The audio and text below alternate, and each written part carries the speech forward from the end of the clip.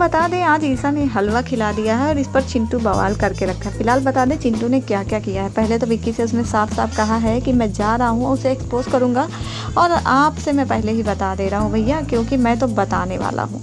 उसके बाद यहाँ विक्की भी कहते हैं हाँ उसने तुम्हारी बात नहीं रखी थी, तुम्हारी बात नहीं मानी थी उस समय, तो तुम बताओ, हाँ सही बात पता तो चले कि क्या कहा जाता है उस बात को लेकर। तो यहाँ विक्की ने और ही उकसा दिया चिंटू को। चिंटू इसके बाद जाता है घर के अंदर और घर में कहता है अरे ये बाउल में तो हलवा भरा हुआ था, ये आधा कैसे हो गया रिंकू जी?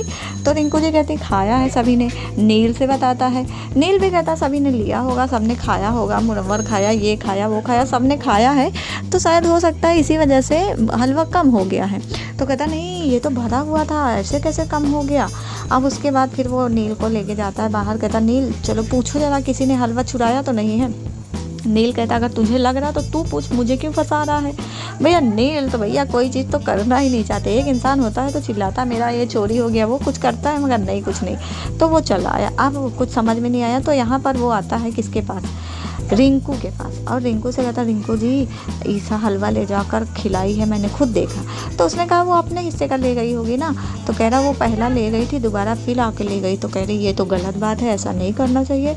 तो यहाँ पर भैया बता दे एक एक करके सभी को उकसाता और भड़काता नज़र आया है सामर्थ ईसा को लेकर कि ईसा ने हलवा ले जाकर खिलाया है और उसकी बात कोई मान ही नहीं रहा है। तो यहाँ नील कहते तू झूठ बोल रहा, तू लड़ता है ना, तू लड़ाई किया है इसीलिए उसको फंसा रहा, देख मेरे से झूठ मत बोल।